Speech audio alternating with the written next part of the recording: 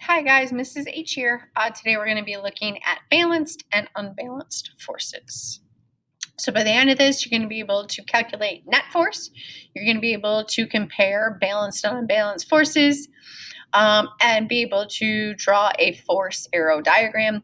These are sometimes called force diagrams or net force diagrams. There's a couple different ways that you can make them, but we're just going to look at the basics. So what do we have here? We have two images, and if you notice, it's a trolley cart. And so on this trolley cart, I have two forces applied in the same direction. And then on this one, I have two forces applied, but they're in opposite directions. So how do we find the net force or the total force acting on these objects? Sometimes net force is also called the sum of all forces. So in this one, because this top one, both of the forces are applied in the same direction, we add the sums together. So 60 plus 30 is 90 newtons. And remember, force has direction. And so the force is applied to the right. So it's 90 newtons to the right. Where on the second one on the bottom, these forces are in opposite directions. And so the 30 is in a positive direction, but the 10 is in the negative direction. So we have to subtract them. So positive 30 plus a negative 10 would be 20 newtons to the right. So now we're going to take a look at Newton's three laws. So Newton's three laws is really looking at this idea of balanced forces, unbalanced forces, how we calculate forces, and how forces are paired together. So Newton's three laws, first law is for every body remains in a state of motion or uniform motion unless it acted upon by a net external force. So another way of saying this, an object in motion stays in motion. An object at rest stays in rest unless a unbalanced force acts upon it. So what does that mean? An unbalanced force, that means it's pushing it. It's the forces are no longer balanced, so it's going to cause a change or an acceleration. Newton's second law is the amount of acceleration a body is proportional to the acting force and inversely proportional to the mass of the body. This is basically what it's saying is force is equal to mass times the acceleration. So the mass of the objects multiplied by how much it's accelerating is equal to the force of that object. And then Newton's third law, for every action, there is an equal and opposite reaction. Now, this is the force pair rules. And what I want you to understand is an opposite reaction isn't the bell goes off and I jump. That's not the opposite reaction. Now, that's what I did because of the bell going off, but that's not the equal and opposite reaction. It is a reaction, but not the equal and opposite reaction. So sometimes we get tripped up on third law because of the word reaction, because react is this is how I'm going to behave as a result of it, but it's not the equal and opposite one. So make sure when you're paying attention to the third law, because it's often missed. So let's kind of look at these in in the terms of a law. So what is a law? A law is a statement that is true, and it describes the phenomenon under which the conditions occur. It doesn't explain how or why something it does. It's the fact. So objects in motion stay in motion. That's a fact. It doesn't explain why they stay in motion. It just says they do. So all of these are facts. They're undisputable. Forces are act in equal and opposite. The forces act in pairs. That is a fact. That's why they're called laws. Okay? These aren't theories. It's not like the theory of gravity. Do we know gravity exists? Well, we know it's a force. We know things fall. We think it's this force that it's because of, but do we know it for certain? Is it a law? No, it's an explanation for why things fall, is gravity. Okay, so I want to make sure you guys understand that these laws, these are facts, these are true, these are undisputable. Law of the theory of gravity is a theory. It's the explanation for why things fall. Just like evolution is a theory. It's based on the science. It's the explanation. So just wanted to make sure we clarify those things. So again, let's look at Newton's first law in some details here. Newton's first law is basically the idea of balanced and unbalanced forces. So balanced forces are those in which two forces are acting in opposite directions with the same magnitude. Okay, so they have the same net magnitude, so the net force is zero. What will happen if my net force is zero? Well, I'm either A, going to stay at rest because my object is rest, or I'm going to stay at a constant speed because there's not a force causing it to accelerate. Remember, force equals mass times acceleration. So in order to have a unbalanced force, I need to have an acceleration. If my forces are balanced, that means I have an acceleration of zero. It doesn't mean that it's not moving. It means it's not accelerating. So here's an example of this. So I have a tug of war. Notice one side is pulling at a force of 300 newtons. The other side is pulling at a force of 300 newtons. So no one is moving anywhere. The rope is not changing its position. The rope is not accelerating. So it's classified as a balanced force. Okay, so the net force is equal to zero when I have a balanced force. Now again, these all could be, I could be in a car, setting my car to cruise control, okay? And all of my forces, the drag, the friction, the applied force that I'm putting from my engine, all of those together are equal to 0 newtons. Even though I have an acceleration, say I'm on the expressway and I'm going 60 miles per hour, my acceleration is 0. My velocity is 60 miles per hour. So I do have movement, but I'm not changing my movement. So my net force is 0 and I have a balanced force. So unbalanced forces, what happens here? Well, now my net force is greater than 0 or less than 0, depending on the direction. So my unbalanced force, my net force, is no longer equal to 0.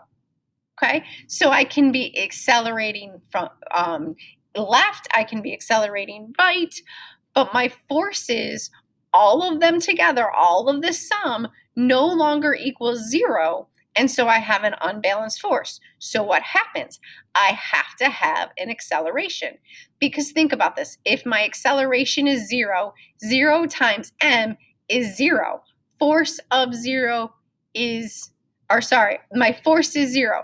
So mass times 0 is always equal to 0. So mass times an acceleration of 0 is always 0. If I change my acceleration to anything else but 0, I now have a force. I have a net force of greater than 0, so now I have an unbalanced force. So again, let's look at this tug of war this time. So this time I have one side that has 400 newtons and they're pulling in one direction. I have 300 newtons pulling in the other directions. So if I add my sums, positive 400 plus a negative 300, so I'm going to have 100 newtons to the right. And so it's an unbalanced force. So what's happening? My rope is accelerating. So these are a comprehension check. So what is happening with my forces here? Are these balanced or are these unbalanced? So how'd you do? Okay, so let's look at some things that happen as a result of unbalanced forces. So, unbalanced forces are again going to cause the object to accelerate. So, what does that mean? I can either increase my speed, decrease my speed, or increase my altitude or decrease my altitude. So, again, change my direction. So, what does Newton's third law? How do we look at Newton's second law? So, Newton's second law looks at all of these things. So, this is how we would calculate each individual force. So, force equals mass times acceleration. So, let's imagine I have several forces acting on an object, but each individual force can be calculated using force equals mass times acceleration. So what does that say? So if I have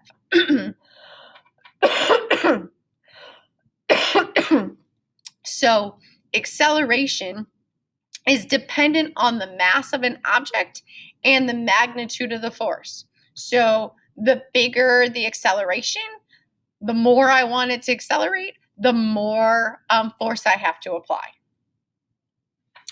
So what's Newton's third law look at? And remember, this is the one that kind of trips people up. So Newton's third law says that force act in pairs and that these pairs are equal and opposite in direction. And so when we're looking at this law, we want to make sure that we're not looking at reaction in terms of like an English reaction, but in the science context.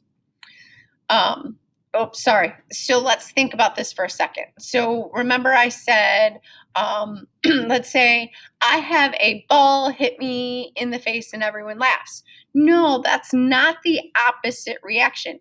If the ball hits me in the face, the opposite reaction is my face is going to push back on the ball. Okay? So the equal and opposite. Ball pushes on face, face pushes on ball. Okay? Equal and opposite. So my hand pushes down on the table. The equal and opposite is the table pushes up on my hand. Equal and opposite reactions. My foot hits the wall. Okay? The wall pushes back on my foot. Those are the equal and opposite. Now, my toe would break if I kicked the wall. Well, yeah, my toe would break because that would really hurt. But that breaking toe is not the equal and opposite. Okay? So my toe kicking the wall pushing back on my toe. So those are the equal and opposite. And that's why these are often confused because that word reaction is kind of tricky to remember. So that would be on Newton's third law. So now let's look at directions of forces. So that equal and opposite, so they're always in opposite direction. So if I push on the wall to the right, the wall pushes me to the left. So those are going to be in opposite directions, but they're on the same plane. Okay, so it's not going to be my toe pushes the wall up and then the wall pushes me to the left. No, they're on a horizontal or vertical plane. And they can actually be on a diagonal plane as long as they're on the same plane. So force, again, act on that horizontal or vertical forces, and the two forces have to be on the same plane. So a thrust is a force that is applied to make the object move forward. Sometimes we call a thrust an applied force. Thrust can be a push or a pull. So then the opposite would be the friction or the drag, and this is going to cause the object to slow down or in the opposite direction of it.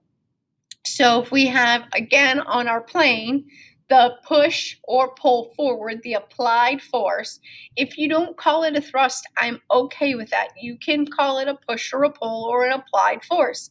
Then the opposite, so if that car is being pushed forward, the friction is in the opposite direction, but both of them are on the same plane.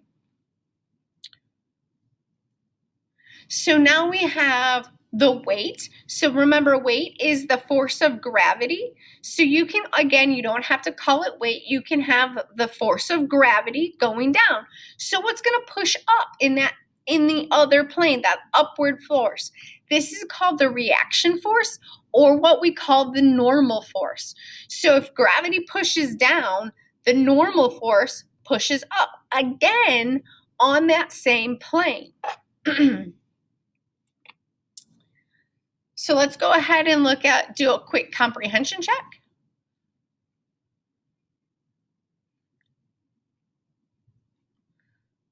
So how did we do?